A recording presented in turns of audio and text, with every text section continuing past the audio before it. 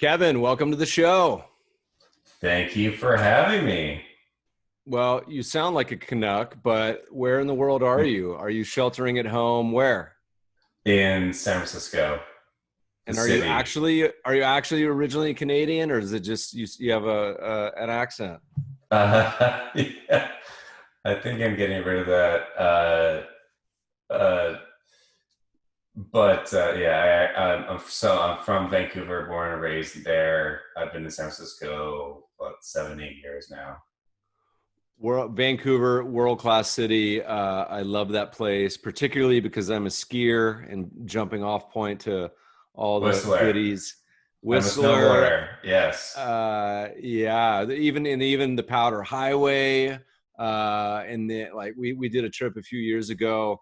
Longtime listeners are sick and tired of listening to me talk about skiing, but we have a skiing sponsor now too. But the Powder Highway, I got to go back because when we hit it, it wasn't like amazing snow. It was good. It was more fun than anything. But Revelstoke and all those resorts, and then Yep. even had been to a place up near the Alaskan border years ago. Anyway, all right, but Awesome. you're a Canadian engineer by trade, right? You study aerospace. Did I see that in the notes? Yeah, I worked for a defense company, Raytheon, initial job, and then also Boeing. And then I've always been an entrepreneur all my life on the side. Early and late teens, I was like an eBay seller, and then I actually turned into like an eBay power seller, and I was just selling like anything I could get my hands on. But my actual how I made all of my money was on engineering. Yeah. You know, I come from a family of aerospace. I was originally an aerospace guy, but as soon as I sat through one class of statics and dynamics, I moved more towards biotech. It was too hard for me, but come from a family of Lockheed and Martin Marietta, and my brother's currently at Northrop. So I love Awesome. that. I love that world, and we got SpaceX right down the road from us here in Los Angeles. So Yeah, yeah.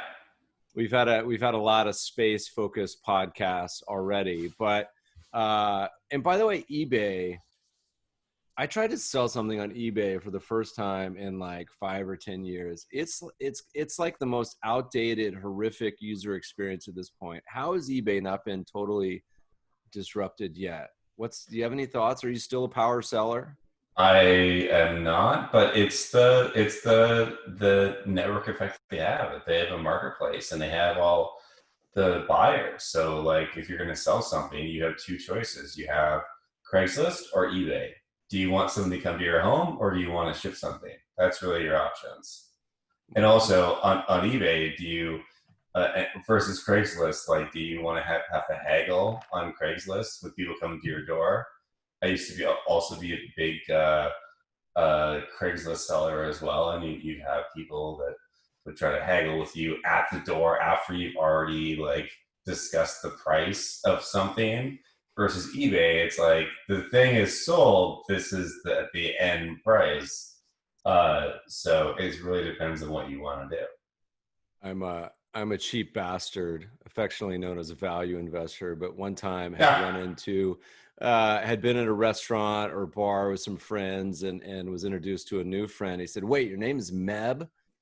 And I said, "Yeah," because that's a fairly unique name. You don't hear that much in Los Angeles, but the guy said, "Dude, you tried to buy a surfboard off me for $100 off Craigslist." He's like, "I sold that thing for like $1,000." He's like, "I would never forget your name."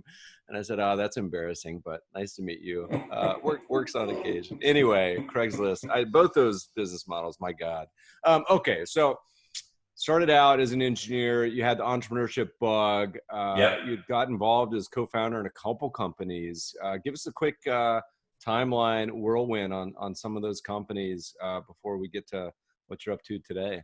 So first company was selling a ton of stuff on eBay. It wasn't a company; it was just myself.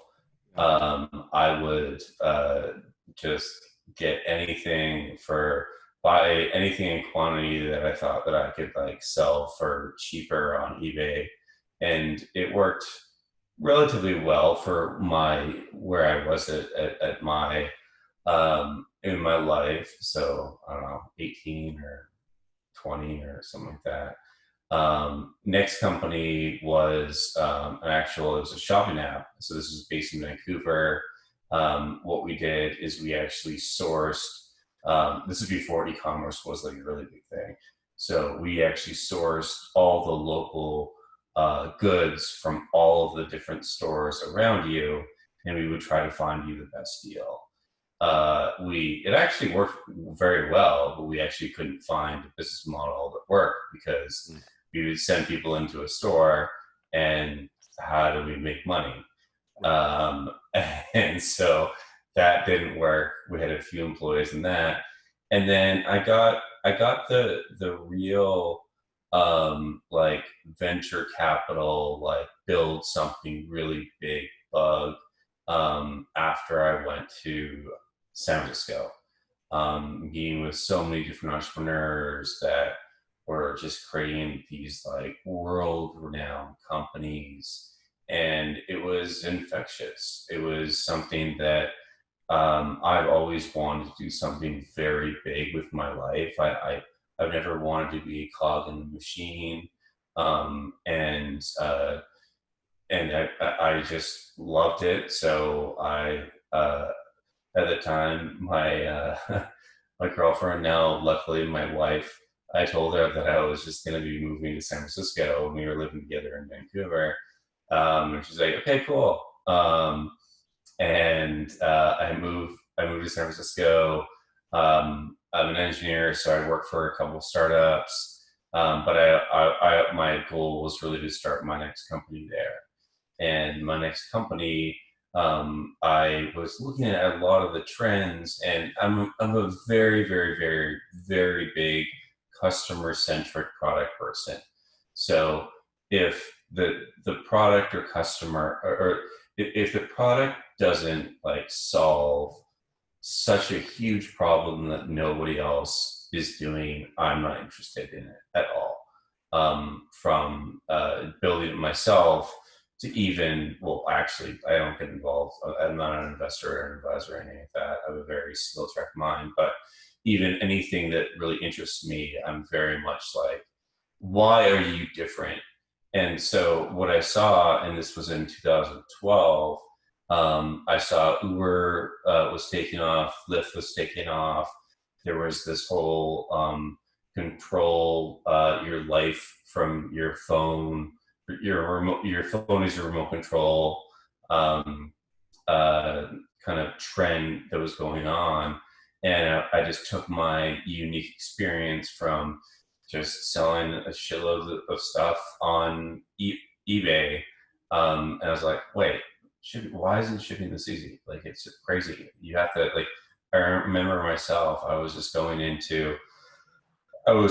printing off labels. I was packing boxes myself. I was then going into the post office and waiting these huge lines. It was like really a terrible experience.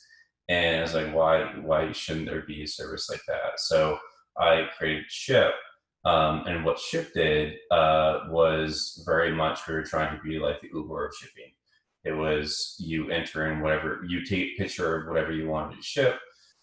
You'd enter in where you want to go. You'd sync your eBay account after you sold something. We just make it really, really easy for you to get all the information into your mobile phone. You didn't need to have a printer. And then you would actually have somebody come to you the time period that you wanted. Actually, early days, it was within 20 minutes, which was amazing.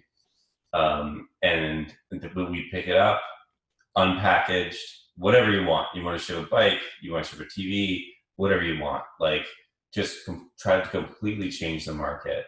And we had a really amazing, and actually was I had to ship something just yesterday, and I had to go to the UPS store, wait in line, and it was so fucking terrible. TLDR, the company did not work out. But what we did is we created something that consumers really, really loved. And it was completely different than anything that anybody else has created.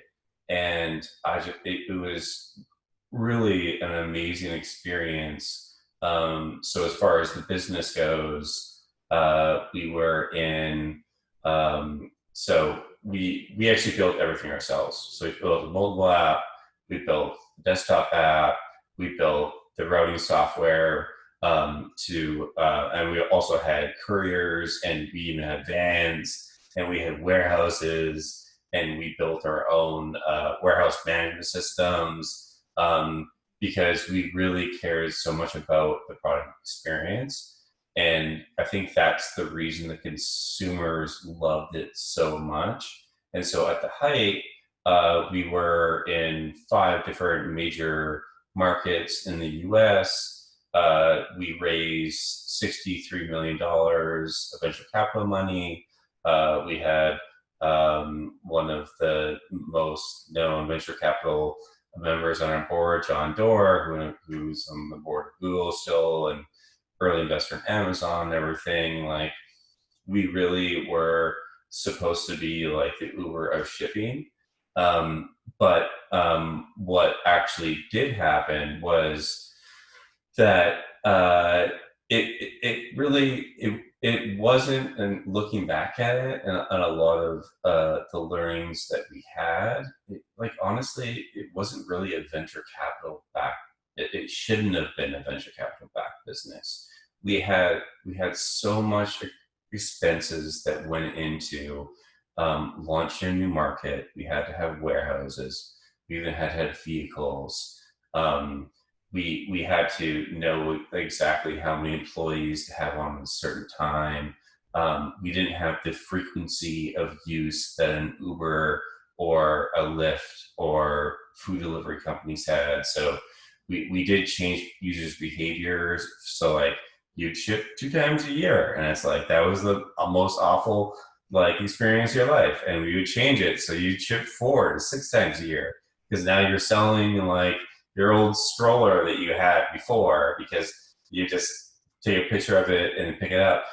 And so we had a really amazing fit with consumers. But as far as the actual the economics of the business worked, and how much initial investment we had to have, and the lack of frequency of use, and also just honestly how many people are in a single city that would ship things out. And also we didn't focus a lot on profitability early on, as most venture businesses don't. But we were not a traditional venture business. We required way too much capital upfront. And so a simple answer, you just ask for more capital. So what question? So yeah, this is a former customer, by the way, but I was exactly like what you talked about. Is I used it like twice, loved it. And awesome. remember there was a pretty low price point, right? Like it was like $5 or $10, right? Yep. So the question in my mind was always like, and you guys may have tested this, or I have no idea, but I mean, there had to be a price point at some point where you just kept jacking it up to where it made it a good business, viable business, but also I'm sure you would have lost customers. Did you guys experiment with pricing at all? Because I would have paid, even more to have somebody come pick up and ship stuff to avoid the post office, like you mentioned. Right. How did that kind of play in, or was that not even the problem? Was it just everything else involved in it, as far as all the other capital expenditures and everything else? Yeah, great question. So the business model actually wasn't so up front. We actually charged, it was like a $5 pickup fee, and then we charge you for the actual shipping cost of whatever you ship. The actual business model is that in logistics, and this kind of goes into what we're working on now with my next company. It's all about the consolidation that you have. So you have, if you think of a UPS truck, right? You have fixed costs. You have the truck, you have the driver. That's fixed cost. And the more packages that you actually can push into that truck, the lower your per unit costs go. And so there really is this economies of scale that work. So the $5 that we charge for pickup was a nominal fee. We actually made all the, well, we lost a lot of money, but eventually we did actually make money on the actual shipping piece, that we were able to consolidate, instead of picking up from you, UPS driver, FedEx driver, picking up one or two packages or whatever. We would basically consolidate all of that. We would be much more efficient on the routing piece, and we'd be able to actually reduce our costs and make our margins there. That actually did hold true, but the problem really lied in that the volume that we had to have for a specific city was just higher to break profitability than we actually thought it would be. We thought that there would be more people actually shipping. And so that's what we really found. Later on, we downsized. We actually reduced to a single market in San Francisco. We focused on profitability. We went to higher volume shippers. We actually did prove profitability out for that one market. But at that time, it's not a venture backable business. It's like, also we've pumped $63 million in this business, and like, it's just like, are you guys going to actually make it work this time? Yeah, I see you made it work in this one city, but like, a lot of like startups, it's, well, I would say majority of it is momentum and like continuing that. And so we just lost a lot of that. I do think that I wish the service still existed. I think that if you approached it in a different way, that it could be I still don't think a venture backable business, honestly, just because there's so much upfront investment in every single market. And also you have to consider the marketing aspect of it as well. How do you acquire customers? We had great word of mouth from consumers, but SMBs or larger like customers, we would make way more money on. They're very, very hard to acquire. So I think it should be a business, and I wish it still would be. But I don't think it's a venture backable business. And so, as this was kind of going through your head, at what point, I think it would have been 2018, if my timeline is right, maybe 2017, somewhere in there, 2016, I don't know. At what point were you starting to say, okay, this is it, it's time to sunset? Because Kevin, I'll give you a big compliment in that, from someone who's invested in a couple hundred at this point private companies, have seen a fair amount of companies decide to shutter their doors. And there's two types of founders and CEOs. There's the ones that disappear into the ether, and you just stop hearing from them, and the company just somehow just goes away. And then there was your approach, which was, I think, very honest, and the right approach. I think if you're a founder listening to this, which was just to be transparent and say, look, this is what happened, this is what's happening, and this is where this is going. Maybe walk us through kind of the decision to shutter the doors, and kind of the final runway of ship before we jump over to Airhouse. Yeah, so we went through two major layoffs. So the very first one was, we decided to, because at this time we raised way too much money, and that was a huge mistake on my part. And we were just like, we were thinking we're in the next Uber. I'm not gonna lie to you. And so the very first layoff, I think we laid off 15 or 20% of the staff or something like that. I think we cut one of the markets off, and we're like, oh, we still make this work. And then the next stage is like, no, this is still not working. Like, we're burning way too much cash. It's not going to work. And so that's when we did a major layoff. And we're like, okay, the only possible way that we can make this work, and this is a big risk, is that we need to prove profitability in a market. And we need to try to get more investment from that.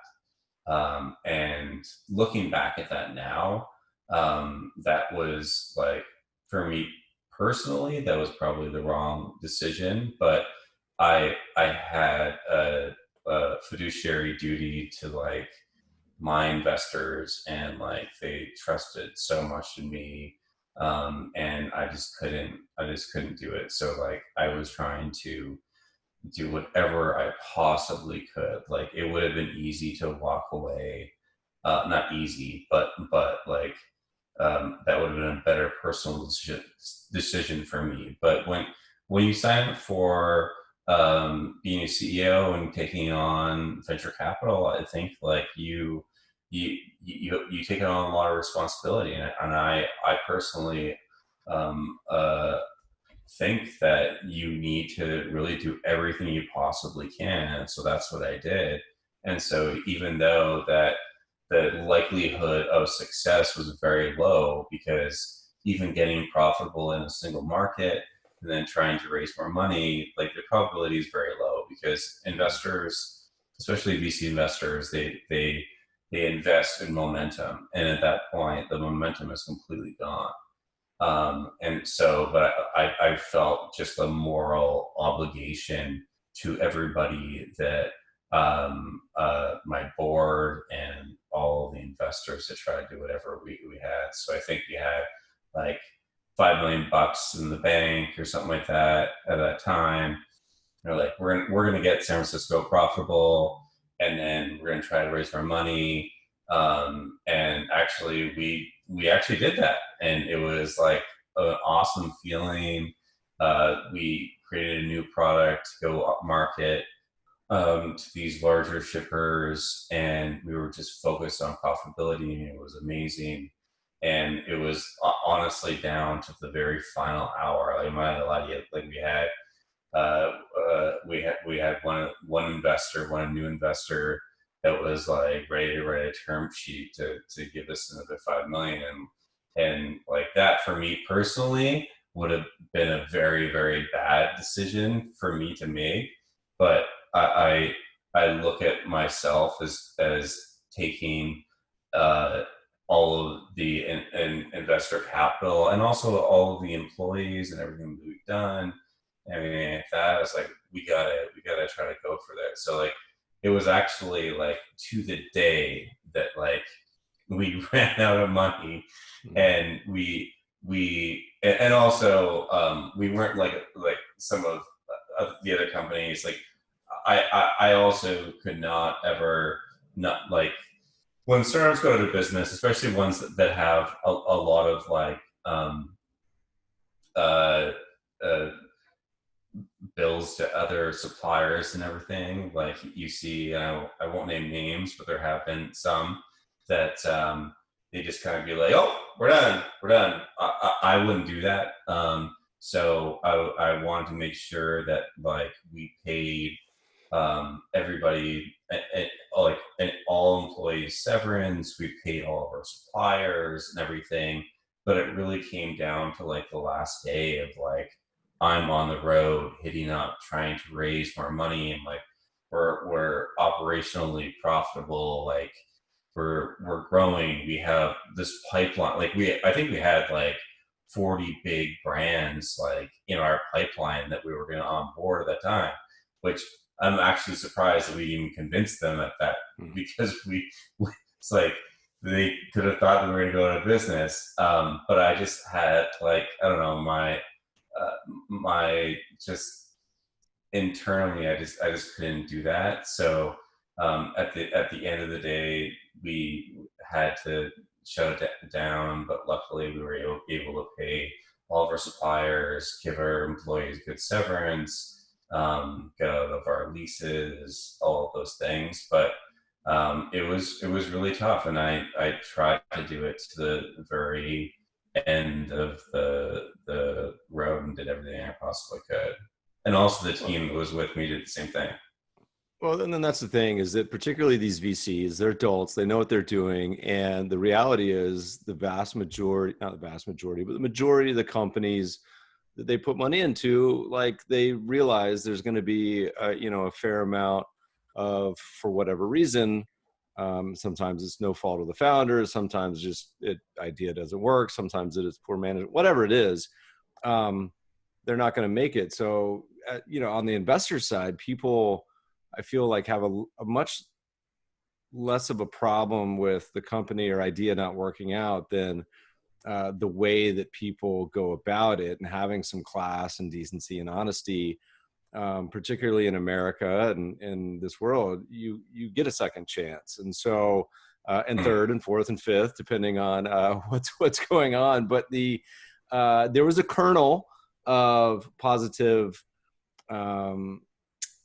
upside from this whole experience, which was, after you guys wound it down, that became sort of the dirt or the and the oyster for your new idea. What was You the got kind it. of time? What was the time horizon? Because it wasn't super long after that you started thinking about Airhouse, right? Day after, as soon as I was totally out of ship, I started myself and my co-founder Sarah, who's amazing. We started, who's also at Ship as well. We started at Airhouse because we saw all of the I'm talking about like the 40 brands that we had in our pipeline and all of the problems that we had, but realized that the model that we were building on, and that was like having warehouses and having all of these things, that was just the wrong model, as far as building a very like what I want to build is a generational company. Like I really think that's an opportunity in the logistics and operations space, and that's what I thought. Excuse me, that I was building at Ship. I was thinking I was going to go to consumer enterprise. Like for any entrepreneurs that are listening, don't ever fucking do that. Start with a product that you're going to scale, focus on that, and scale that. And so, but what we saw is that there was just so many of these brands, that were popping up because of the democratization of e-commerce. Like if you think about retail, like where it went from is you had like physical stores. You would have to, if you had your own brand, you'd have to sell into one of these buyers. They'd have to pick you personally. That'd be hard. And then everything went online, and then you then still need to get in these marketplaces, so like eBay and even Amazon, but still, like, how do you get noticed, all of these sort of things. And I think what has completely democratized, for brands and selling things online have been things like Shopify and BigCommerce, and then more importantly, the distribution channels through Instagram and sharing with your friends, even through messaging and all those things. Like, how often, even yourself, like, do you hear about a brand that like somebody sent you on a messenger, and think about like how you would have heard about that before. Somebody's going to call you up and be like, hey, I heard about this brand, whatever. It's like now the friction is completely like reduced. And so we saw all of these brands that were really struggling, after they've produced something, after they have created a storefront, which is easy on Shopify, BigCommerce, WooCommerce, name whatever e-commerce platform you want to have. How do you then get it to your end customers? And so that's kind of where Airhouse was born, is to solve that pain point. All right. So walk us through. You took a full 1 day sabbatical before your new idea. Yeah. Describe what you guys do. What's the difference? So what Airhouse is that, we're basically the operations and logistics platform for direct to consumer or digital first brands. So after you've sold something online, after you have your goods in, today we only work in the US, we basically handle everything for you. So instead of you having to ship everything out of your office yourself, instead of you having to have your own warehouse, instead of you having to deal with the a very old school industry, which is called the 3PL industry, third party logistics industry, which are basically warehouses that will store your product and then ship them out for you. We are basically that software layer on top of everything that makes everything just work very well. So I like to compare it to Stripe.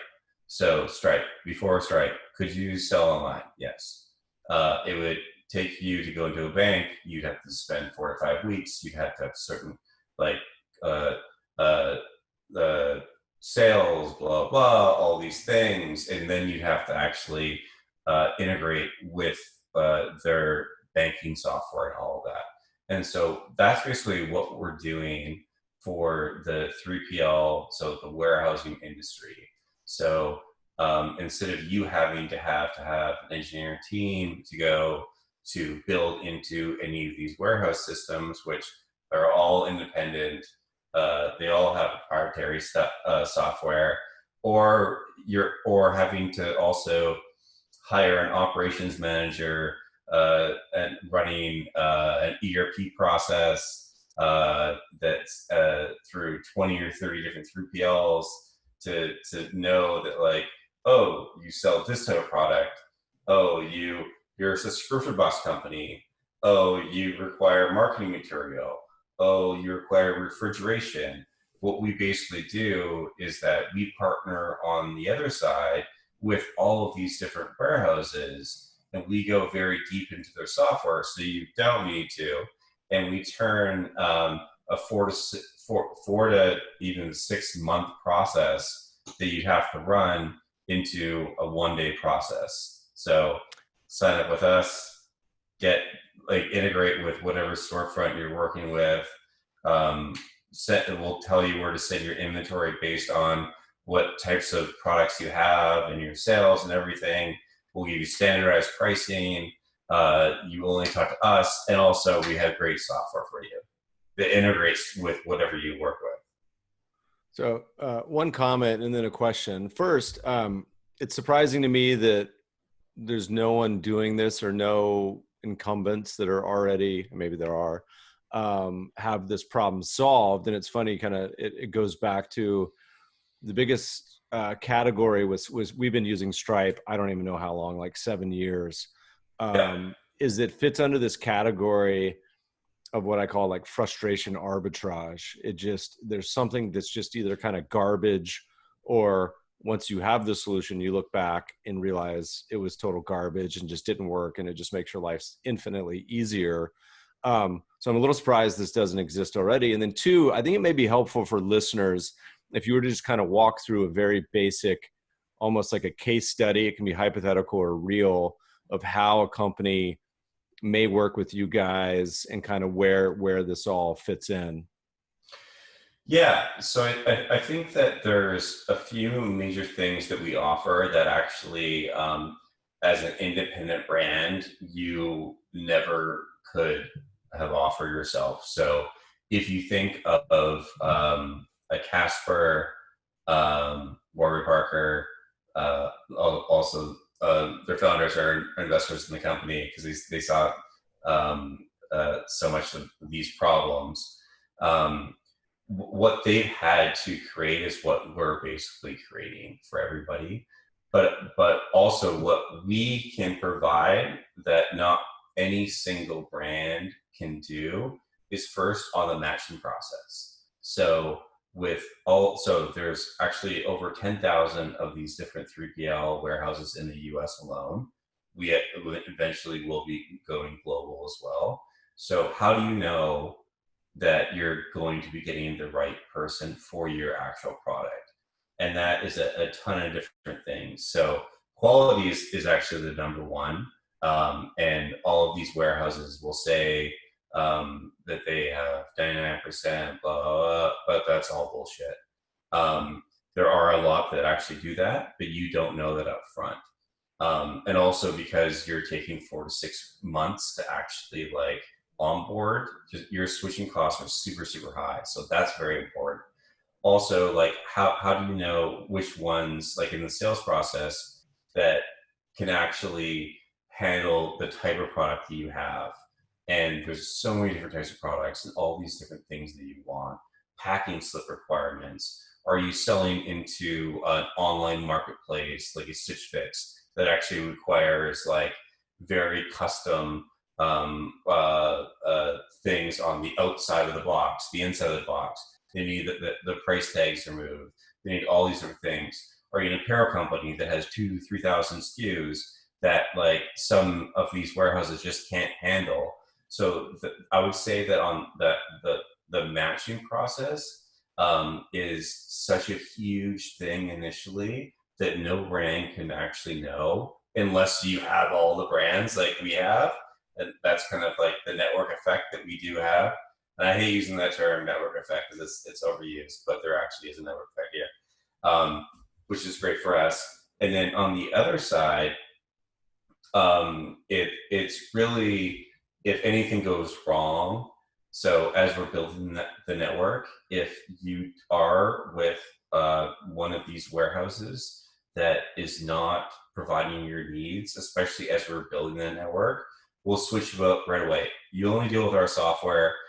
It doesn't matter. We'll switch you up next day. We'll freight all your stuff to somewhere else. Like that's super easy. And also, I'd say actually a third point is on the customization. There's so many different types of brands that require so much customization, from the return flow, from the packaging slip flow, from the packaging, custom packaging pieces. That's what we really provide through our software that we built. And so those are the things that we really provide, that even as the most sophisticated brand, like we're still early days, but I guarantee you that we could do it better than any, call it $20 to $50 million brand today. So where we kind of fit in the marketplace is somebody that, and we aim for growth brands. So somebody that's looking pre-launch, probably taking some venture capital, looking to really scale it up. But we've actually seen a really good fit in like the mid-market piece, in like the $20 to $50 million brands, as far as customization, matching process, and then if things go wrong, switching of them. As far as the other question that you had, walking through just an example of a brand. So we had, what's a good example of a brand? We had actually one of the brands that I use a lot. It's a CBD gummies, because now we all have anxiety, and it helps.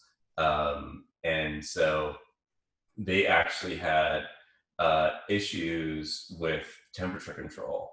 And so their initial 3PLs they were working with, they really didn't have a lot of flexibility in that. And what we were able to do is move them to one of our other 3PLs that had just room temperature control. There are the vast, there's a number of different temperature controlled warehouses that are out there. So you go from the ones that can provide like frozen steaks to you overnight and all of this, and that's very expensive. And this company obviously didn't want to pay that. So we had one of our partners that had a temperature controlled room that we were able to not have to pack any dry ice with or anything like that. And they were able to, as far as onboarding goes, sync they had a Shopify account, sync their Shopify account. They did most of their sales through Shopify. We told them exactly where to send their products based on the needs of their product. and they were able to not have their stuff melt in in these other warehouses. And then also we know just from the data of all of our customers which warehouses have the best quality. So quality is a number of different things. It's getting stuff out on time, which every single warehouse will promise they will do whatever, but that's the sales process. And because switching costs are so high, a lot of them don't actually hold up to that. So we know that for sure. They also have like following packaging requirements. So this brand specifically, they had things that they wanted, inserts they wanted to have in for specific customers. They have custom packaging. They're not trying to be a commoditized product like you buy it on Amazon, right? They're trying to create a real brand. And so those are the things that we can provide just based on our network of the warehouses we work with. But I'd also say there are other, to your other question, are there other people doing this? There are other people doing this, but I say that the approach that we take is that you only work with us. We will take full responsibility. We have the technology. If anything goes wrong, if there is something they didn't get to a customer, we'll refund it. If there's anything that goes wrong with a warehouse, we will switch you overnight. There are like technology only solutions that will be like, we'll connect you to this 3PL's technology, but they won't take all of those things on. And also the account management piece also is a really big thing. But in the background, and I know your listeners are investors, we're looking, in my experience, building a complete like warehouse management system, know exactly how to I know how to manage people. I know how to build the software to actually do all of these things. We solve all those problems. I never want to do the managing people part again as far as like the warehouse piece. But we know how to solve all of these different problems that will occur. And our goal is to automate everything in the background. And so today, there's a ton of things that even in the background, even well, not myself anymore, because we have a larger team, but we'd be emailing Excel spreadsheets and like all of these things, like all that stuff to be automated. And that's really what our goal is, to scale up and really like dominate this industry. And I imagine as far as industries go, warehouses, one would think they're probably stuck in old school paper and pen and a bit calcified. What is the business model for you guys? Do you charge a per shipment fee? Is there a storage fee? Is it a percent commission? How's it all come together? Yeah, it's really the same sort of structure that you would pay these warehouses yourself. And so we're not looking to be the lowest cost provider, because the value that we provide, what we're doing is, instead of an entrepreneur having to hire an operations manager, you don't need to. And also, if you are a 10, 20 million, $50 million brand, like we just give your employees more leverage. And so while we could be, as the business model actually does work, we could be the lowest cost provider if we wanted to be. So we could compete on price. We're not trying to be. So you have your standard storage piece, obviously, how many pallets you're storing, whatever is monthly charge. And then it'll be a pick pack fee that you're going to be paying. So how many items do you have per package? We'll charge you that. So that's basically the labor that it actually costs for the whoever's packaging it. It's still today people, but eventually it will be more automated. And also that's part of our like, we're not picking winners or anything like that. We're looking to work with the best warehouses. So like I even saw an article, JD.com was moving like 100,000 units per day, and they had 4 employees. Like, we'll eventually work, we'll eventually work with those warehouses. We're not looking to pick winners for anything.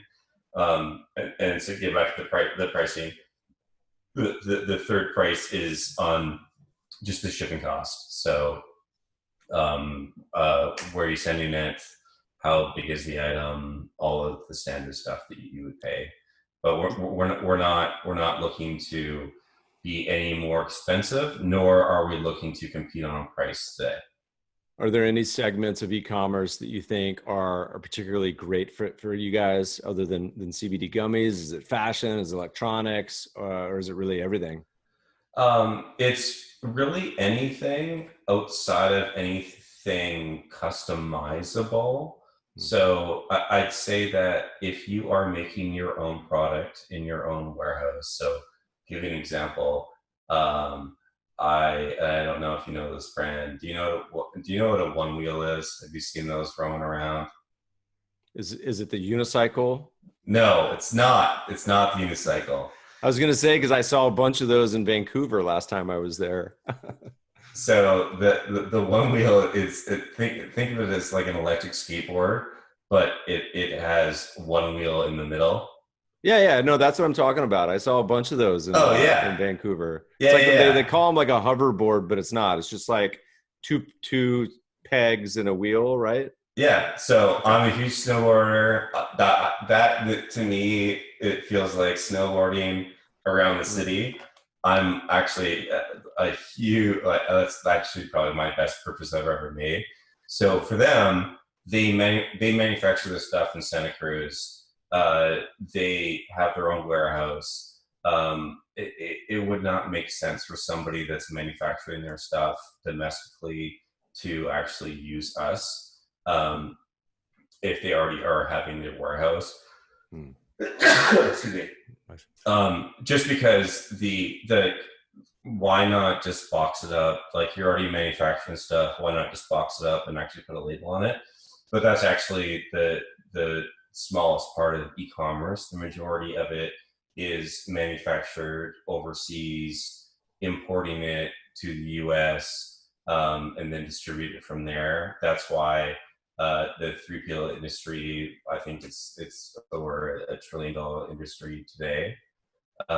So I'd say anything customizable, it is really not that great of a fit for us. So you guys officially launched, I believe, to the public. Was it this year? Yeah, it was. Tell me a little bit about the launch and what the on-ramp has been so far. So yeah, we launched in, wait, what month is it right now? August? God damn it. Summer over. Sorry, Kevin, back to work. I know. We launched in July of 2020, and we've been working on this kind of stealth for the previous like year and a half before, because we do have a two-sided marketplace. We really wanted to make sure that we had like the right partners and the right product and everything. It is a much more difficult thing to launch than just like if you're a SaaS play kind of thing. But when we felt more comfortable that we were in a place that we want to go public, get more customers on, more partners on, everything. The launch went amazing. We have more customers right now than we can onboard, just because of the and I say this in a good way, and I hope that your audience would also agree with this. On the supplier side, because we're so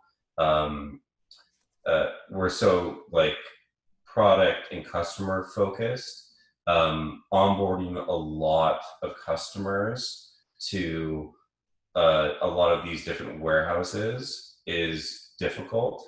And so we actually have been we've had too much demand basically as far as customers go. And so right now we're looking to onboard like very large warehouses that are having hundreds of locations around the US. We're really constrained right now on that side of the two-sided marketplace, which for any investor, that is actually the better thing to have versus not having enough um, customers that you want. So it's been amazing. The launch has been great. The feedback we've got from even the largest warehouses in the world have been, oh my God, this is such a needed thing in the industry, because we don't know how to even talk to these new brands. We don't know how to source them.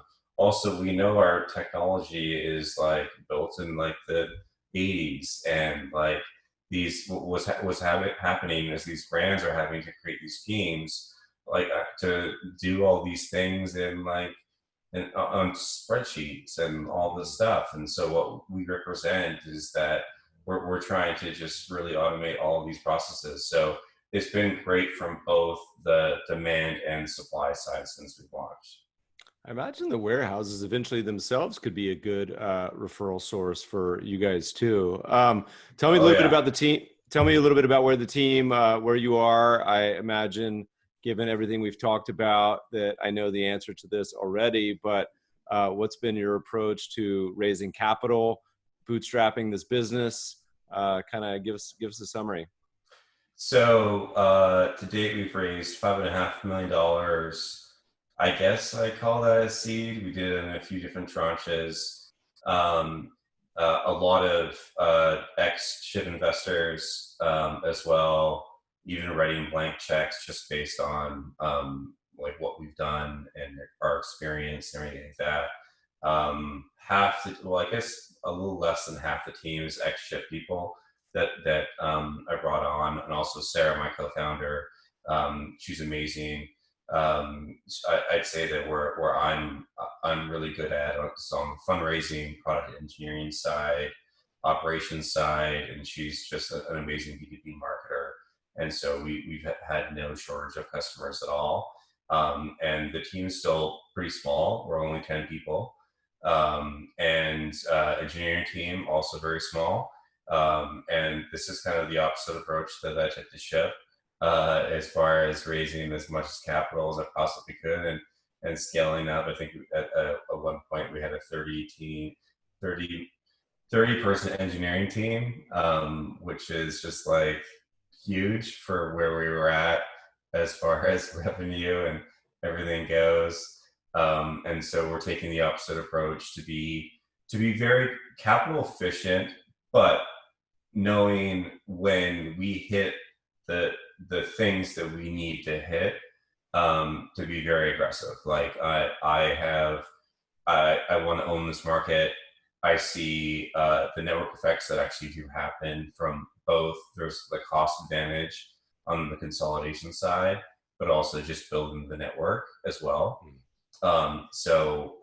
We're close to really starting to ramp that up. So we're not raising additional capital right now, but we will be shortly. And as I mentioned when we first started, I want to build something generational. I think that there should be a Stripe for logistics, Shopify for logistics, an AWS for logistics, all of those different things. And I think that with our previous experience, that we are in a very, very good place to really build that. Yeah, I think there's a great Robert Downey Jr. quote back in his partying days, but he has a quote where he says, "Remember the stitches," and I think he's referring to I don't remember if it's true or not, but like an ex-girlfriend stabbing him or slashing him with it. But the point being is that the scars, you learn so much from and help define you and guide the future as you look out to the horizon. what are some of the like kind of main goals? You hinted at a potential global expansion at some point in the future. What are some of the other ideas or things you're thinking about? I know just the blocking and tackling and onboarding more that you can handle, but after that, what's the plans?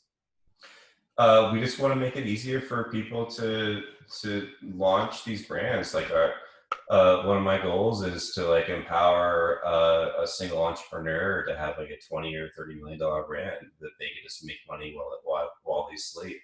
And there's a lot of different products that help you do that. But I think that there's not one right now on the operations and logistics side that actually does that. So that's kind of the piece of the pie that I think that we fit really, really well into. Also, I would say as a second, so I guess I'm a third time entrepreneur, but the last company failed in spectacular fashion. And me personally, I have a lot to fucking prove. And I'd say that I think that's another reason why I think very smart investors wanted to invest as well. You think of Travis from Uber, think of his like early failure at Scout. What was the name of that company? Whatever that was. That he lost, and he was sued by all the record companies and everything, and he had a chip on his shoulder.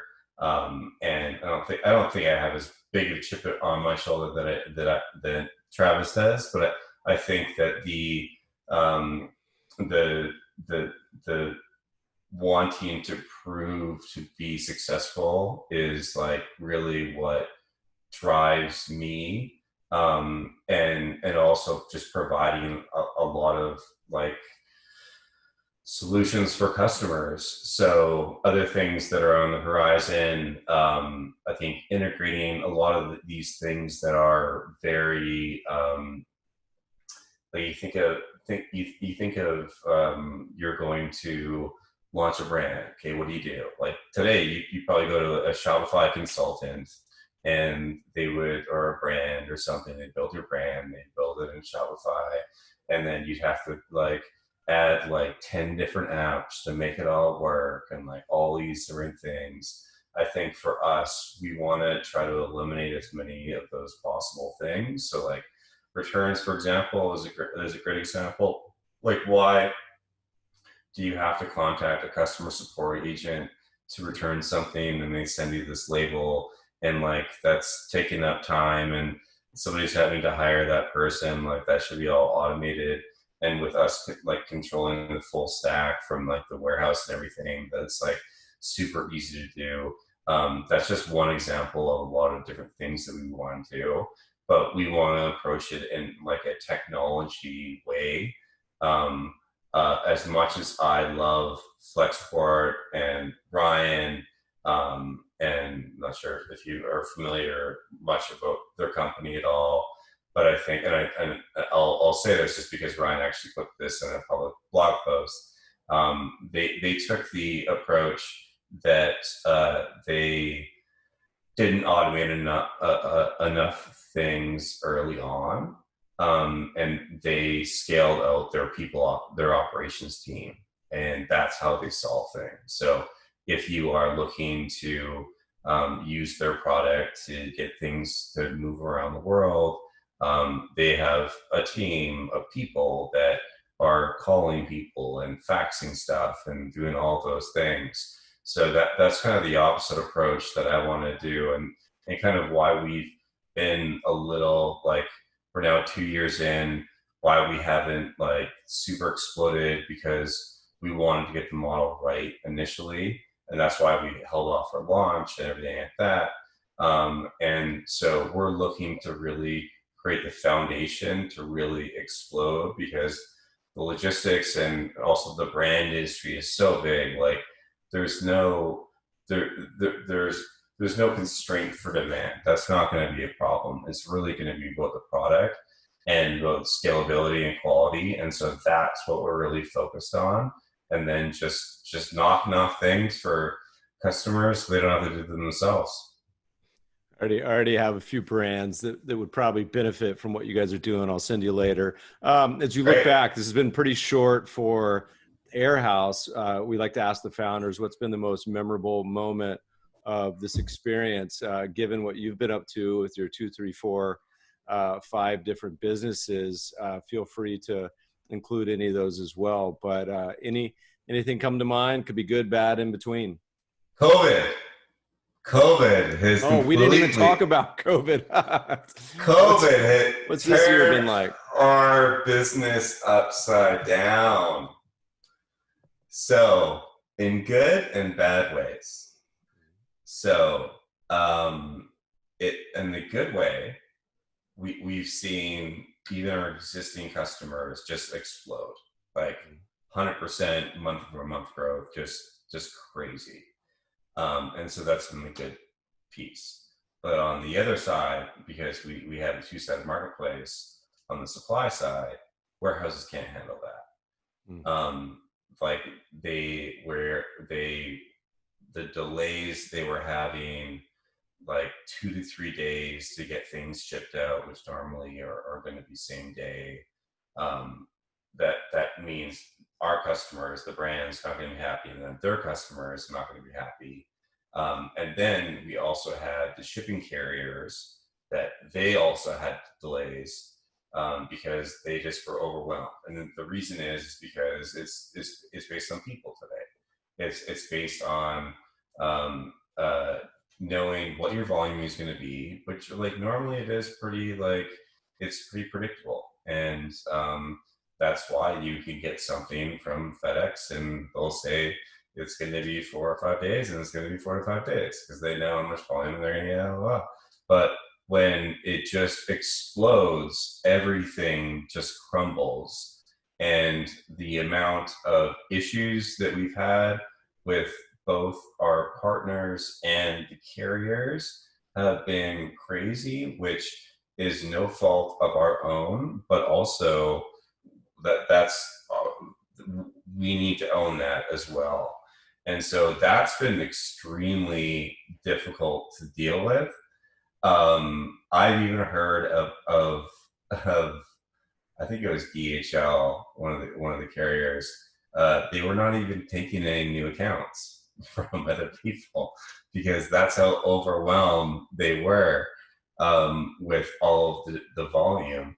It has gone down, but trying to explain that to your customers, where they're like, "My business is exploding. You're handling everything," and it's that was been the I would say like in any entrepreneur's like journey, especially like with a successful company, there's going to be luck, and I'd say that for us, that is going to be our luck. Like it is a short-term pain that we're having right now because we're having a lot of our suppliers that are dealing with a lot of issues, and that's totally understandable.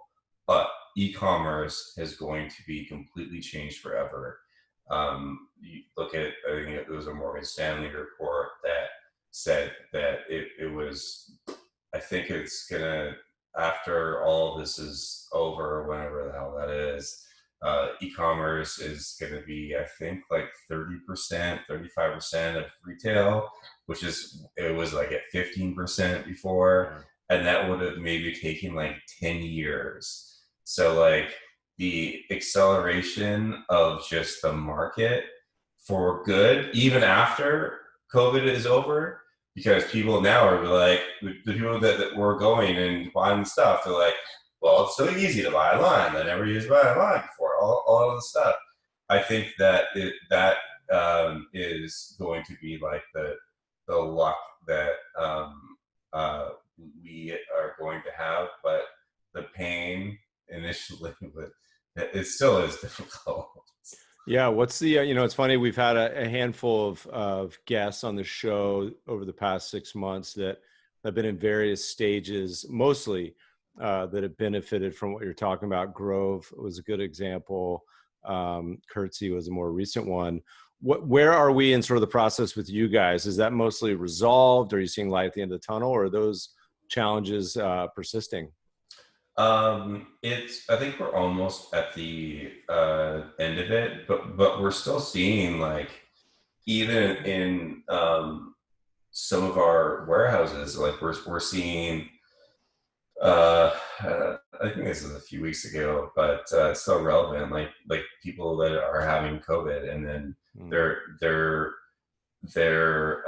doing their best to socially distance, and but everybody that's in their pod that they work in, they're having to like quarantine them for a period of time, and it's just kind of crazy. So I'd say that we're almost I don't know what this virus is going to do, so I can't really predict, but it seems to be getting better. The good thing with logistics is that it's mostly people today, and it's about predictable volume. And so when you see massive spikes in volume, you're gonna see like especially like a big peak. You're going to see like really, really big delays. And so that's why you'll see delay. Even Amazon had this exact issue. You see Prime, even today, they're still dealing with this issue. But the thing is that they will deal with that. Especially with the unemployment rate where it is, they'll bring people on to then even out things. So we are seeing those delays actually be reduced as they know what the new normal is. And also, I think that there was a huge spike in, what was it, May? Like a huge spike, and then it's kind of came down. And so both the warehouses and the carriers have been able to hire more people and do all those things. And so until there's a second wave, I think that we're good. If there is a second wave, I don't know how to predict that, but I think we're getting into a better place now. I hope so. Maybe we'll all be taking the Russian vaccine soon. We'll see. Oh God, yeah. Kevin, this has been such a accurate, fun, sweaty palms story of being an entrepreneur. We often say on the podcast, the biggest compliment you can give a company or a person, or in my world, investing, is simply survival. So it's fun to watch this rebirth of this new company and success that you guys are starting to have. It'll be fun to watch in the coming years. People want to find out more. If they're a booming brand that wants to chat with you guys, where should they go? Airhouse.io is our website. Great. Simple. Well, we'll just as it spell it as it sounds. And listeners, Kevin said he'd give you free fees for a whole year if you tell him you mentioned the Meb Faber show. Yes, just kidding. Exactly. Kevin, thanks for joining us today. It was a lot of fun. Thanks so much, Meb.